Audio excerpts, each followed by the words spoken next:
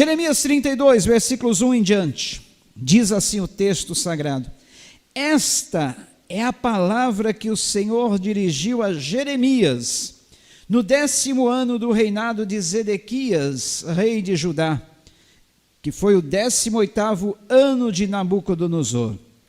Naquela época, o exército do rei da Babilônia sitiava Jerusalém, e o profeta Jeremias estava preso no pátio da guarda, no palácio real de Judá. Zedequias, rei de Judá, havia aprisionado Jeremias, acusando-o de fazer a seguinte profecia: o Senhor entregará a cidade nas mãos do rei da Babilônia, e este a conquistará. Zedequias, rei de Judá, não escapará das mãos dos babilônios, mas certamente será entregue nas mãos do rei da Babilônia. Falará com ele face a face, e o verá com seus próprios olhos, e ele levará Zedequias para a Babilônia, onde este ficará até que o Senhor cuide da situação dele. E ainda, se eles lutarem contra os babilônios, não serão bem-sucedidos. E Jeremias disse: o Senhor dirigiu-me a palavra nos seguintes termos: Hanamiel, filho de seu tio Salum, virá ao seu encontro e dirá: compre a propriedade, o terreno que eu tenho em Anatote, porque sendo o parente mais próximo, você tem o direito e o dever de comprá-la. Conforme o Senhor tinha dito, meu primo Hanamiel veio ao meu encontro no pátio da guarda e disse: compre a propriedade, o terreno que eu tenho em Anatote, no território de Benjamim, porque é o seu direito de posse e de resgate. Compre-a. Então compreendi que esta era a palavra do Senhor. Assim comprei do meu primo Hanamiel a propriedade, o campo que ele possuía em Anatote. Pesei a prata e lhe paguei 17 peças de prata. Assinei e selei a escritura, e pesei a prata na balança, diante de testemunhas por mim chamadas. Peguei a escritura, a cópia selada com os termos e condições da compra, bem como a cópia não selada, e entreguei essa escritura de compra a Baruque, filho de Nerias, filho de Mazéias, na presença de meu primo Hanamiel, das testemunhas que tinham assinado a escritura, e de todos os judeus que estavam sentados no pátio da guarda. Na presença deles, dei as seguintes instruções a Baruque: assim diz o Senhor dos Exércitos, Deus de Israel: tome esses documentos, tanto a cópia selada como a não selada da escritura de compra, coloque-os num jarro de barro, para que se conservem por muitos anos. Porque assim diz o Senhor dos Exércitos, Deus de Israel: casas, campos e vinhas tornarão a ser comprados nesta terra. Depois que entreguei a escritura de compra a Baruque, filho de Nerias, orei ao Senhor: ah, soberano Senhor, tu fizeste os céus e a terra pelo teu grande poder e por teu braço estendido. Nada é difícil demais para ti. Mostras bondade até 1000 gerações, mas lanças os pecados dos pais sobre os seus filhos. Ó grande e poderoso Deus, cujo nome é o Senhor dos Exércitos, grandes são os teus propósitos, poderosos os teus feitos. Os teus olhos estão atentos aos atos dos homens. Tu os retribuis a cada um de acordo com a sua conduta, de acordo com os efeitos das suas obras. E realizaste sinais e maravilhas no Egito, e continuas a fazê-los até hoje, tanto em Israel como entre toda a humanidade, e alcançaste o renome que hoje tens. Tiraste o teu povo do Egito com sinais e maravilhas, com mão poderosa e braço estendido, causando grande pavor. Deste a eles essa terra, que sob juramento prometeste aos seus antepassados, uma terra onde há leite e mel com fartura. Eles vieram, tomaram posse dela, mas não te obedeceram, nem seguiram a tua lei, não fizeram nada daquilo que lhes ordenaste. Por isso trouxeste toda essa desgraça sobre eles. As rampas de cerco são erguidas pelos inimigos para tomarem a cidade, e pela guerra, pela fome e pela peste, ela será entregue nas mãos dos babilônios que a atacam. Cumpriu-se aquilo que disseste, como vês? Ainda assim, ó soberano Senhor, tu me mandaste comprar o terreno, a propriedade, o campo, e convocar testemunhas do negócio, embora a cidade esteja entregue nas mãos dos babilônios. A palavra do Senhor veio a mim dizendo: eu sou o Senhor, o Deus de toda a humanidade. Há alguma coisa difícil demais para mim? Portanto, assim diz o Senhor: estou entregando essa cidade nas mãos dos babilônios e de Nabucodonosor, rei da Babilônia, que a conquistará. Os babilônios que estão atacando essa cidade entrarão e a incendiarão. Eles a queimarão com as casas nas quais o povo provocou a minha ira, queimando incenso a Baal nos seus terraços e derramando oferta de bebida em honra a outros deuses. Desde a sua juventude, o povo de Israel e de Judá nada tem feito senão aquilo que eu considero mal. De fato, o povo de Israel nada tem feito além de provocar minha ira, declara o Senhor. Desde o dia em que foi construída até hoje, essa cidade tem despertado o meu furor, de tal forma que tenho que tirá-la da minha frente. O povo de Israel e de Judá tem provocado a minha ira, por causa de todo o mal que tem feito, tanto o povo como os seus reis e os seus líderes, os seus sacerdotes e os seus profetas, os homens de Judá e os habitantes de Jerusalém. Voltaram as costas para mim e não o rosto, embora eu os tenha ensinado vez após vez. Não quiseram ouvir-me, nem aceitaram a correção. Profanaram o templo que leva o meu nome, colocando nele as imagens de seus ídolos. Construíram um alto para Baal no vale de Ben-Rinom, para sacrificarem a Moloque, os seus filhos e as suas filhas, coisa que nunca ordenei, prática repugnante que jamais imaginei, e assim levaram Judá a pecar. Portanto, assim diz o Senhor a esta cidade, sobre a qual vocês estão dizendo que será entregue nas mãos do rei da Babilônia por meio da guerra, da fome e da peste. Certamente eu os reunirei de todas as terras para onde os dispersei na minha ardente ira e no meu grande furor. Eu os trarei de volta a este lugar e permitirei que vivam em segurança. Eles serão meu povo e eu serei o seu Deus. Darei a eles um só pensamento e uma só conduta, para que me temam durante toda a sua vida, para o seu próprio bem e o de seus filhos e descendentes. Farei com eles uma aliança permanente, jamais deixarei de fazer o bem a eles, e farei com que me temam de coração, para que jamais se desviem de mim. Terei alegria em fazer-lhes o bem, e os plantarei firmemente nessa terra de todo o meu coração e de toda a minha alma. Sim, é o que farei, assim diz o Senhor, assim como eu trouxe toda esta grande desgraça sobre este povo, também lhes darei a prosperidade que lhes prometo.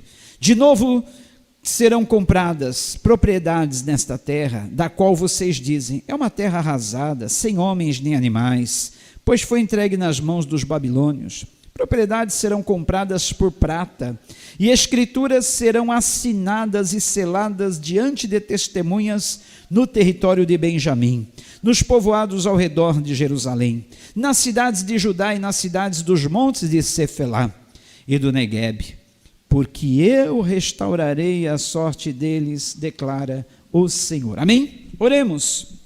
Senhor nosso Deus, temos a Tua palavra que é viva, que é infalível e que é eficaz diante de nós. Temos as Tuas promessas, precisamos crer, tomar posse delas. Senhor, pois, recebam essa palavra e apliquem em seus corações. Repreendemos agora todo e qualquer mal, toda e qualquer distração que venha tirar a atenção do seu povo dessa palavra, tanto nos que estão aqui como os que estão assistindo via internet. Declaramos a bênção sobre esse lar, sobre essa família, sobre esse povo, sobre a tua igreja, sobre o nosso Brasil, em nome de Jesus. Amém.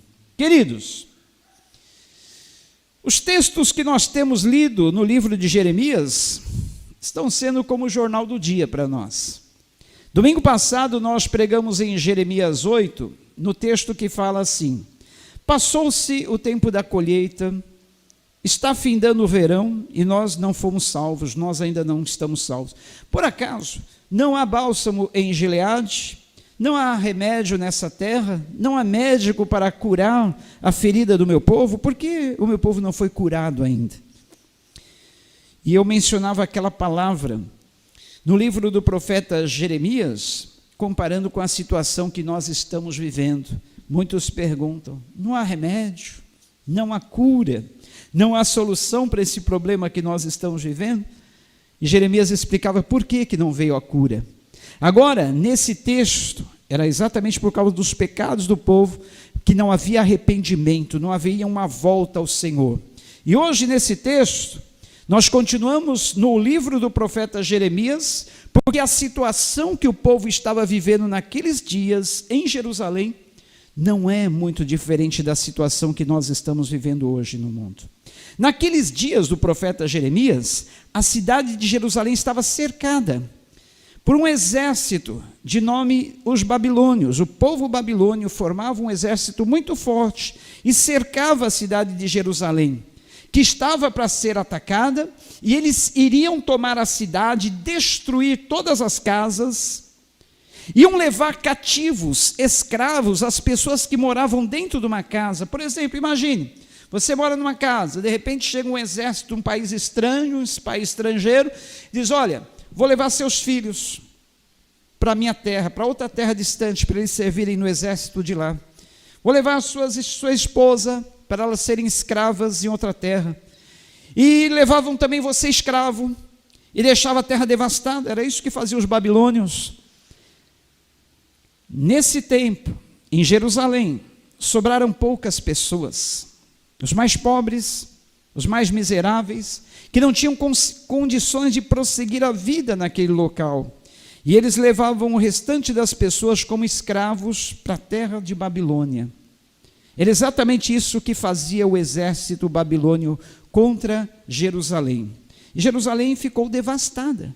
Só que nessa condição, sabe o que Deus manda o profeta Jeremias fazer? Deus manda Jeremias comprar um terreno no meio daquela cidade que estava para ser invadida, no meio daquela cidade que estava para ser devastada. Ora, cá entre nós, se eu soubesse que o Brasil, São Paulo, essa cidade, fosse invadida por um exército estrangeiro, vamos imaginar a China, que não está muito distante de acontecer, dominasse tudo, tomasse tudo para eles, você compraria um terreno nessa cidade, nesse estado, nesse país, sabendo que viria um exército contrário para tomar tudo? Você compraria? Só se realmente você tivesse a certeza que era o Senhor que estivesse mandando, não é mesmo? Eu também só compraria se tivesse essa certeza. E foi o que Jeremias fez. Jeremias, ele sabia que era a voz do Senhor, que era Deus mandando ele comprar aquele terreno, que era do seu primo Hanamiel, e ele tinha primazia, ele tinha direito de comprar na frente de outras pessoas. E Deus falou para ele: compre esse terreno, Jeremias, compre, pegue a escritura assinada por você, pelas testemunhas, sele essa escritura, coloque dentro de um vaso de barro, Jeremias, feche esse vaso de barro, guarde essa escritura dentro desse vaso, num lugar onde ela possa se conservar por muitos anos. Porque assim diz o Senhor, Jeremias: ainda se comprarão campos nessa terra, Jeremias, ainda se plantarão vinhas nessa terra, Jeremias, ainda se colherão os frutos dessas vinhas nessa terra, Jeremias. Você vai fazer isso para mostrar para o povo que ainda há uma esperança. O Senhor diz que Ele ainda vai restaurar a sorte dessa terra. Gente, esses dias, essa semana, passando ali pelo centro do Guarujá, me deu uma tristeza ver estabelecimentos comerciais fechados para sempre. Placas de aluga-se, de vende-se. Em Santos, mesma coisa. Cidade de São Paulo, mesma coisa. Muitos estabelecimentos já fecharam suas portas para sempre, não vão voltar mais a funcionar. Já colocaram placa de aluga-se, de vende-se, já retiraram as coisas de dentro, porque as pessoas não estão tendo mais esperanças de que dias melhores virão. Porque as previsões mais otimistas jogam para um tempo muito distante, dizem que nós vamos ter que aprender a conviver com essa situação, com essa circunstância. As previsões mais otimistas dizem que esse mal veio para ficar, que nós vamos ter que nos acostumar, como se fosse mais uma dessas doenças que nós estamos acostumados, mais uma gripe, e nós vamos ter que conviver, mais uma gripe, mas numa proporção muito mais forte, muito mais perigosa. Não venhamos nos esquecer disto. E segundo essas previsões, de acordo com essas previsões, baseando-se nessas previsões, muitos têm perdido a esperança, muitos têm se desesperançado, muitos têm ficado oprimidos, com medo, síndrome do pânico, depressão. Mas, gente, nós não podemos esquecer um fato, que é o que Jeremias lembrou o povo, que é o que Deus mandou Jeremias lembrar o povo. Haverá alguma coisa difícil para mim? Haverá alguma coisa demasiadamente difícil que eu não posso fazer? Haverá alguma coisa demasiadamente difícil que eu não possa fazer? O Senhor está dizendo para nós hoje. As previsões podem ser as mais pessimistas possíveis, mas nunca devemos nos esquecer que nada é demasiadamente difícil para o Senhor, amém? Assim como Ele permitiu esse mal, Ele pode também dar ordem, acabar com esse mal de uma hora para outra, de um momento para outro. Mas eu sempre digo uma coisa e faço questão de que ninguém se esqueça. Todas as promessas do Senhor têm um condicional, uma condicional C. E a condicional C, para que nós venhamos nos livrar desse mal, está em 2 Crônicas 7,14. Se o meu povo, que se chama, se o meu povo que se chama pelo meu nome, se humilhar e orar, e buscar a minha face, e se arrepender dos seus maus caminhos, eu ouvirei dos céus, perdoarei os seus pecados e sararei a sua terra. A condicional está bem no início do versículo. É se o meu povo. Gente, a condição está aí, para que nós venhamos ter a nossa terra sarada, a nossa sorte restaurada, para que tudo volte ao normal, é nos arrependermos. Mas, infelizmente, a nação brasileira tem se afastado dos caminhos do Senhor cada vez mais, mas nós não podemos perder a nossa esperança no Senhor. Se você tem a certeza que é Deus que está falando, como Jeremias teve a certeza que era Deus que estava dizendo para ele, dar esse recado ao povo tão sofrido que estava acreditando nos falsos profetas, nos falsos sacerdotes. Os falsos profetas e os sacerdotes falsos nos dias de Jeremias diziam para o povo: fiquem tranquilos, permaneçam como vocês estão, Deus vai nos dar livramento, Deus não vai permitir que esse exército invada a terra, permaneçam como vocês estão. Mas não, nós não podemos permanecer do jeito que nós estamos, nós temos que ter uma mudança radical no nosso coração. Que existem duas condições para a volta do Senhor. As duas condições estão na segunda carta que Paulo escreveu aos Tessalonicenses, capítulo 2.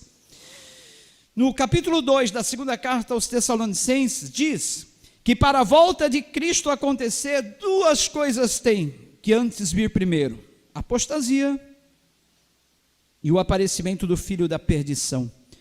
Primeiro, apostasia. O que vem a ser apostasia, pastor? Esfriamento na fé, afastamento de Deus, se desviar de Deus. Esse é o significado da palavra apostasia: se esfriar na fé, se afastar de Deus, se desviar dos caminhos do Senhor. E a segunda condição para que Jesus volte, o aparecimento do anticristo, é claro.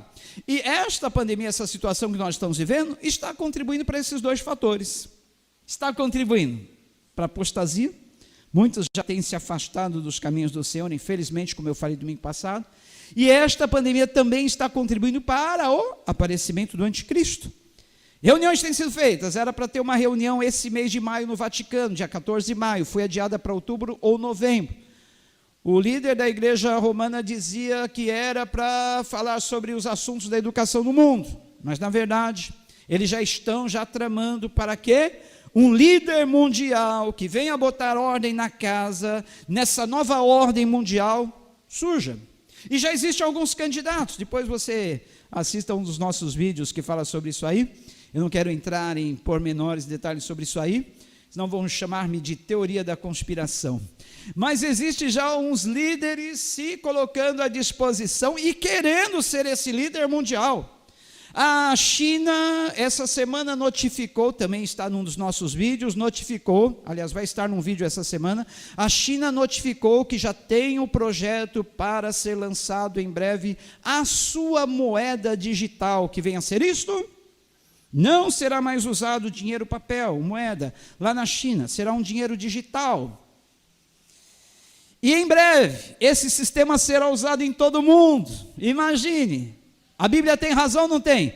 Onde a Bíblia diz, séculos atrás, que futuramente haveria o quê? Uma só moeda, uma só economia, uma só religião, uma nova ordem mundial. E que tudo seria exatamente como está acontecendo. Moeda única já é uma realidade, a China já está lançando a sua moeda digital, breve todos os países também vão adotar a moeda digital, e principalmente agora que se tem esse receio de pegarem dinheiro contaminado, dinheiro sujo, onde se procura também de todas as formas evitar a lavagem do dinheiro, a corrupção, enfim, o dinheiro digital, para muitos será a solução de todos os problemas, e já é o campo de preparação para o anticristo, porque esse dinheiro digital vai ser movimentado como? Cartão de crédito? Não, porque o cartão de crédito pode ser roubado, falsificado. Será movimentado esse dinheiro através de um chip. Na onde? Na mão, aqui, ó, ou na testa. Exatamente como Paulo disse ali na carta aos Tessalonicenses. Como João teve a visão na ilha de Patmos. Quase 2000 anos atrás, ele teve essa visão que seria exatamente isso. Depois vocês leiam Apocalipse capítulo 13, Apocalipse capítulo 14, onde fala do surgimento desse líder mundial, e desse dinheiro, onde ninguém poderia comprar ou vender se não tivesse essa marca na mão ou na testa, a marca da besta. Gente, está tudo aí, está tudo cumprido, não resta mais nada, só falta aparecer o cara, que a qualquer momento vai aparecer, e eles vão dizer, olha, a partir de hoje, sigam as orientações do líder mundial. A qualquer momento a ONU vai dizer, foi escolhido o líder que vai estar botando ordem nessa situação, vai botar ordem na casa. E todos vão ter que se submeter às ordens dele. Enquanto isso, a igreja do Senhor, que era para estar avivada, a igreja do Senhor, que era para estar firme na fé, infelizmente nesse tempo, a fé no meio da igreja do Senhor será considerada uma coisa rara, uma coisa pouco encontrada, porque o próprio Senhor Jesus Cristo disse no sermão profético em Mateus 24, Lucas 22, porventura achará fé na terra o Filho do Homem quando voltar? Porventura, será que ele vai achar fé? Será que Deus vai achar fé no meu coração, no seu coração, no nosso coração, com todas essas coisas que estão acontecendo? Muitos nesse tempo têm blasfemado de Deus, muitos têm culpado Deus, muitos estão dizendo que Deus não está nem aí com essa situação. Eu agradeço a Deus todos os dias por respirar, por fazer esse movimento de inspiração e expiração 25 mil vezes por dia, sem pagar e sem precisar de algum aparelho para isso. Eu louvo a Deus pela respiração. Você já agradeceu pela sua respiração hoje? Louvo e agradeço, porque muitos nessa hora estão entubados, não estão podendo respirar pelos seus próprios pulmões, mas sim com a ajuda de um ventilador, com a ajuda de um entubamento. E aí, agradeça a Deus pelo ar que você respira, agradeça a Deus pela saúde que você tem, por você estar aqui nesta noite, por você vir caminhando com os seus próprios pés. Temos sido gratos ao Senhor? Lembre-se, a gratidão ao Senhor é a condição para nós sermos agraciados com outras bênçãos. Se nós quisermos ser abençoados por Deus, temos que ser gratos todos os dias, cada dia mais. Louve a Deus, não reclame, não murmure da situação. Olha, o Senhor Jesus Cristo disse no sermão profético, que quando nós víssemos todas estas coisas acontecendo, não era para nós nos entristecermos, mas era para nós levantarmos os nossos olhos para cima, e levantarmos os nossos olhos para o alto, porque é de lá que vem a nossa redenção, é de lá que vem a nossa redenção, e que a nossa redenção se aproxima quando estão acontecendo todas estas coisas, amém? Por isso não há motivo de reclamarmos, murmurarmos. Agora não é mais motivo de dizer, nós éramos felizes e não sabíamos. As previsões mais otimistas dizem que dezembro de 2019 foi o último mês feliz das nossas vidas, que a partir de então, nossas vidas mudaram para nunca mais ser a mesma. Eu não acredito, sabe por quê?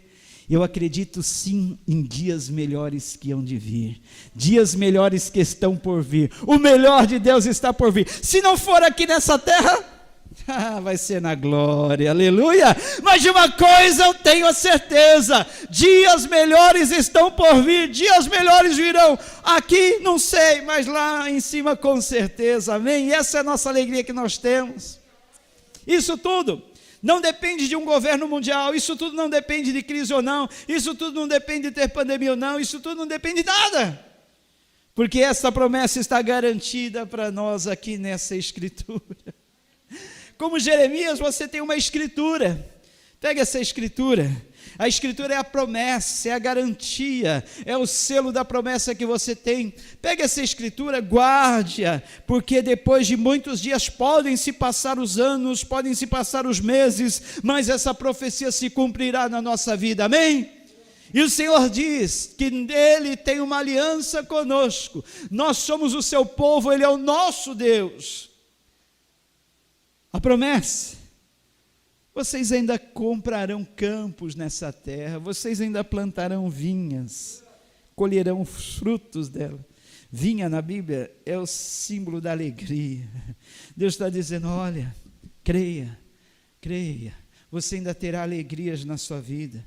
Creia, as promessas do Senhor se cumprirão. E sabe mais, queridos, o que esse texto diz para nós? Sabe o que quer dizer Anatote? O campo em Anatote que Jeremias comprou? Anatote quer dizer orações respondidas. Então, esse campo que Deus mandou Jeremias comprar em Anatote é o campo das orações respondidas. Continue orando, continue semeando a semente da oração, continue clamando, porque estas orações serão respondidas no tempo certo. Eclesiastes capítulo 3 diz que há um tempo para todo o propósito de Deus debaixo aqui na terra. Há um tempo determinado para que aconteçam todas as coisas, amém? E no tempo certo. Se hoje está plantando a semente da oração no campo de Anatote, no campo das orações respondidas, e haverá um tempo que essas sementes da oração florescerão na tua vida, darão frutos e você colherá os frutos desse campo, amém? Porque quando o Senhor diz, pode ter a certeza que Ele cumpre. Ele não ia mandar Jeremias comprar um terreno numa cidade que estava para ser invadida, numa cidade que estava para ser devastada, para Jeremias perder, para Jeremias sair mal, não. Deus sabia o que estava dizendo. E Jeremias também sabia que era Deus que estava mandando, e Jeremias tinha certeza que era Deus e que Deus iria cumprir tudo aquilo que ele estava dizendo. Creia que o Senhor vai cumprir tudo aquilo que Ele já tem feito, já tem dito que vai fazer na tua vida, amém? Você tem promessas de Deus? Olha, eu quero dizer para você que as promessas de Deus não têm prescrição, não têm um tempo de validade, não caducam. As promessas do Senhor, olha, elas se cumprem. Mesmo apesar do tempo, mesmo apesar das condições, mesmo apesar do terreno, mesmo apesar das circunstâncias, as promessas de Deus se cumprem. Elas não têm tempo de validade na tua vida, então elas vão se cumprir. Se é o Senhor que fez a promessa no Senhor, espere, aguarde e você verá o cumprimento dessas promessas na sua vida. Olha, ainda que demore, elas vão se cumprir. Deus falou para Jeremias guardar aquela escritura da compra do terreno num vaso de barro, fechar, selar, guardar, bem guardado, porque ainda que se passassem anos, Jeremias iria desfrutar daquele campo, o campo das promessas, o campo das orações respondidas. Amém, queridos? E olha, não desista dos seus sonhos, não desista dos seus ideais, não desista das suas aspirações. Você pode estar dizendo assim, já era, acabaram meus sonhos, jamais vão acontecer, e agora, tudo acabou. Não, queridos, não desista desse sonho, creia no futuro melhor, não perca a esperança, lute por esse sonho, vá à luta, em frente, e siga enfrentando. Não, tudo não está perdido não, o inimigo pode soprar no teu ouvido, tudo está acabado, tudo está perdido, já era, não tem mais jeito, não acredite, porque as promessas do Senhor não têm tempo de validade, não prescrevem, não caducam. Deus no tempo certo irá cumprir. Quando eu vejo a oração que Jeremias fez, soberano Senhor, no versículo 17, tu fizeste os céus e a terra pelo teu grande poder e pelo teu braço estendido, nada é difícil demais para ti. Jeremias sabe o que ele fez? Ele relembrou os feitos poderosos de Deus no passado. Ele relembrou que lá no passado Deus havia constituído um povo, prometido uma terra, a terra de Canaã, tirado o povo com mão forte da escravidão do Egito, levado a essa terra. Lá nessa terra eles plantaram, eles colheram, eles viveram uma vida feliz, só que desobedeceram ao Senhor, esqueceu do Deus que livrou-os das mãos do Egito e se desviaram por outros caminhos. Deus tinha que intervir com a sua ira, com o seu castigo, com a espada, com a fome, com a peste. E o fez. Agora Jeremias está lamentando pelos pecados do seu povo, mas Deus está dizendo: olha, Jeremias, se esse povo que se chama pelo meu nome se arrepender, se humilhar, voltar-se para mim, eu vou ouvir dos céus, vou perdoar os seus pecados, vou sarar essa terra, Jeremias. Porque as promessas do Senhor sempre têm um condicional C. Jeremias relembrou os grandes feitos do Senhor no passado.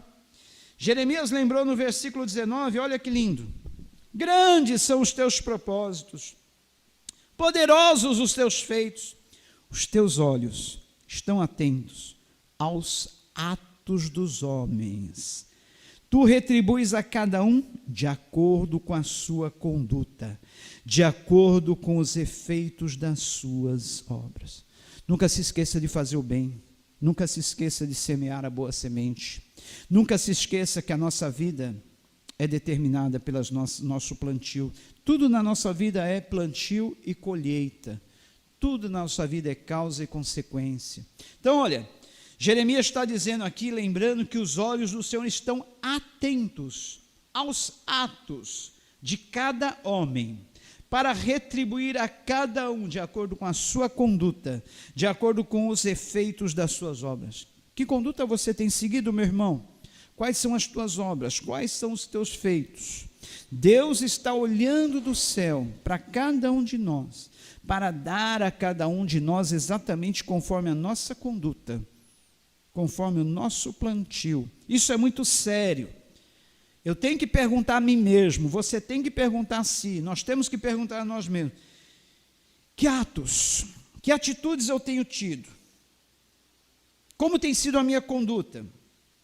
Quais são os meus feitos, minhas obras? Porque o Senhor tem os seus olhos atentos aos atos de cada homem. Quando aqui fala homem, é homem e mulher. E Ele retribui a cada um de acordo com os efeitos das suas obras.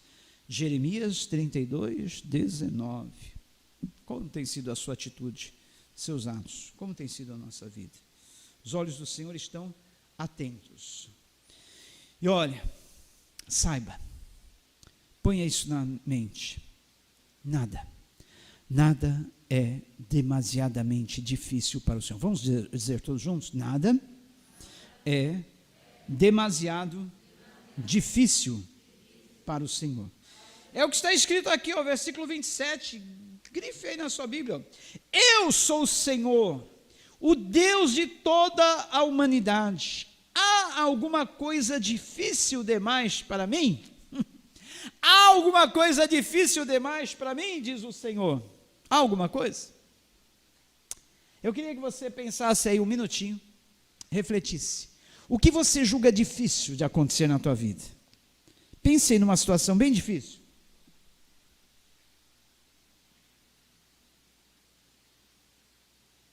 Casar, constituir família nesses dias, ter filhos, é difícil. Arrumar um bom emprego, ter uma boa carreira profissional, uma boa formação estudantil, difícil. Ter uma vida abençoada, uma vida próspera, na situação de crise mundial que nós estamos vivendo, é difícil. Pense aí no que é difícil para a tua vida. Uns instantes para você pensar.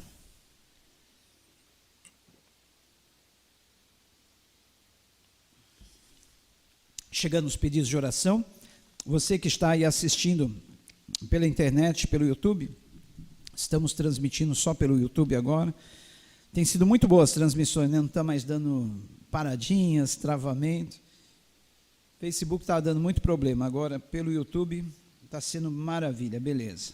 Não esqueça também, compartilhar depois, tá? Essa mensagem com quem precisa ouvir essa palavra, mande aí, marque já a pessoa, já começa a compartilhar, você vai estar ajudando alguém. E pode colocar o seu pedido de oração aí no chat, tá bom? Vamos lá. O que é difícil para Deus fazer na tua vida? O que é demasiadamente difícil? Que você julga, olha, isso não creio que Deus pode fazer na minha vida. É muito difícil.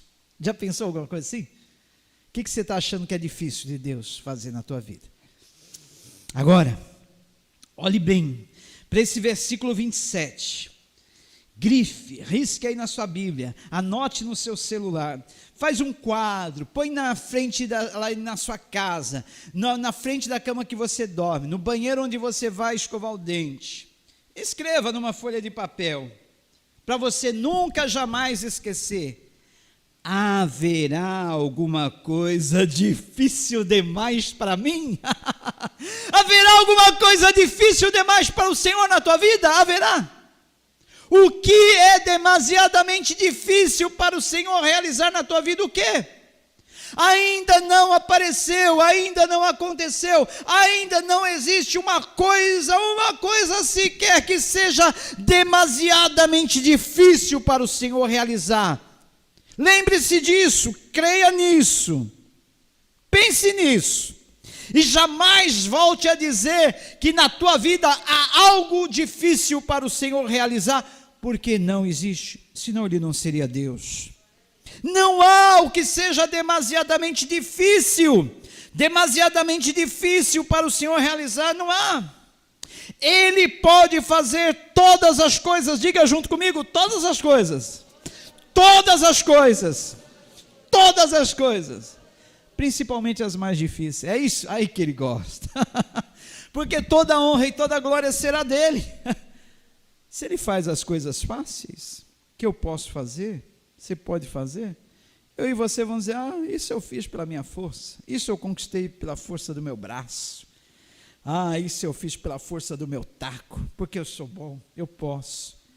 Mas Ele gosta de fazer aquelas coisas difíceis, que nós não temos condições, que nós nunca imaginamos que ia acontecer. É isso que Ele gosta de fazer, porque aí toda a honra e toda a glória é dEle. Ninguém pode dizer, olha, foi Ele que fez, foi ela que fez, estava na mão dEle, estava na mão dela, na capacidade dEle, a altura dela. Não, Ele faz as coisas difíceis, que é para que todos vejam e saibam que Ele é Deus, Ele é o Deus do impossível, Ele é Deus das causas perdidas, Ele é o Deus que faz aquilo que o homem não pode fazer, Ele é o Deus que realiza grandes e poderosas coisas, grandes e poderosos feitos, que ninguém pode realizar, porque não há nada que seja demasiadamente difícil para o Senhor realizar, não há. Põe isso na sua cabeça, gravou aí na sua mente, gravou na tábua do seu coração, grifou aí na Bíblia, faz um quadro, põe na sua casa. Nada há que seja demasiadamente difícil para o Senhor. E por último, versículo 40, não esqueça que Deus tem uma aliança com você. Versículo 40 diz, farei com eles uma aliança permanente. Olha, é uma aliança para sempre, uma aliança permanente. Jamais, oh glória, olha o que está escrito na aliança que Deus tem conosco. É isso mesmo que eu vi? Me ajude aí. O que está escrito aí no versículo 40? Qual é o termo principal dessa aliança que Deus tem conosco permanentemente? Qual é esse termo? Gente, acabou, chega. Não precisa falar mais nada. Não precisa mais nada. Gente, o termo principal da aliança, do trato, do acordo que Deus tem conosco é: jamais deixarei de fazer o bem a eles. Ai, caramba, jamais deixarei de fazer o bem a eles. O Senhor nunca vai deixar de fazer o bem para nós. Você que está aí assistindo, que falou ainda hoje, que o Senhor se esqueceu de você, que o Senhor não te faz bem algum, que o Senhor só te faz o mal, Ele manda te dizer que Ele tem uma aliança com você. E o termo principal dessa aliança consta que Ele jamais vai deixar de fazer o bem para você. Tire essa ideia da sua cabeça. Não vem de Deus, vem do inimigo. O inimigo quer te destruir. Tire essa ideia de suicídio da cabeça hoje mesmo. Porque o Senhor só quer te fazer o bem. sempre, para sempre, permanentemente. Eu repreendo agora esse espírito de morte, repreendo agora esse espírito de suicídio, repreendo agora esse espírito de fracasso, mando para as trevas em nome de Jesus, em nome de Jesus, em nome de Jesus. Guarde isso no teu coração. O termo principal da aliança que Deus tem conosco é jamais, never, nunca, jamais deixarei de fazer o bem para você. Jamais, nunca, never, jamais deixarei de fazer o bem para você. Ah, gente, que segurança isso nos dá, que alegria. Você vai sair daqui seguro nessa noite, né? Vai ou não vai? O Senhor está dizendo que Ele tem uma aliança com você, e no principal termo dessa aliança está escrito: Ele jamais vai deixar de fazer o bem para você. Agora eu te pergunto, quem está declarando isso? Quem está assinando essa aliança, esse termo, esse acordo, esse compromisso com você, esse tratado? Quem? Quem? Deus. O Deus que é fiel. Fiel quer dizer o quê? Nunca falha, nunca deixa de cumprir, nunca deu uma mancada, nunca vai dar nenhuma mancada. Ele é fiel. E se é Ele que está fazendo essa promessa para você,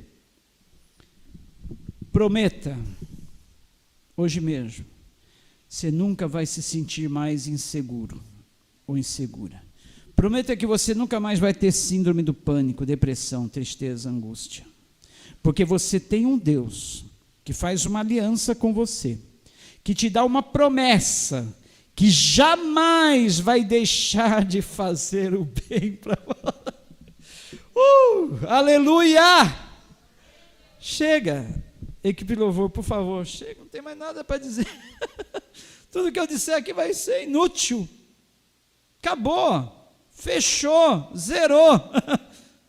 Se Deus fez essa promessa para nós, que nunca, jamais, de forma alguma, vai deixar de fazer o bem para nós. Gente, precisa falar mais alguma coisa? Preciso não. Mas, pastor, e se acontecer algo ruim comigo? Lembre-se, Romanos 8, 28, porque todas as coisas contribuem, cooperam juntamente para o bem daqueles que amam a Deus e são chamados pelos seus decretos. Tudo que vier para você vai contribuir para o seu próprio bem, porque Deus prometeu que jamais, never, nunca, jamais vai deixar de fazer o bem para você. Se você gostou desse vídeo e achou útil essas informações, compartilhe com outras pessoas e se inscreva no nosso canal ativando o sininho para receber notificações todas as vezes que postarmos algum vídeo útil para você. Deus te abençoe.